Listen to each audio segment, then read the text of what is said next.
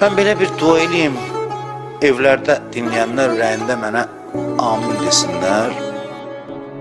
Allah yorğunluğumuzu din vasitəsilə aradan aparsın. Allah halsızlığımızı, əsəbiliyimizi, narahatlıqlarımızın hamısı dindarlığımızla qəlbimizdən çıxartsın, hamısını. Bu çox mühümdür. Allah eləsin ki, biz sevincimizin mənbəyi dinimiz olsun. O mənada yox ki, sevincin mənbəyi din olanda adam ancaq namazdan ləzzət alacaq. Yox, sevincin mənbəyi din olanda adam hər şeydən daha çox ləzzət alır. لالا کن دختر زیبای شبنم لالا کن روی زانو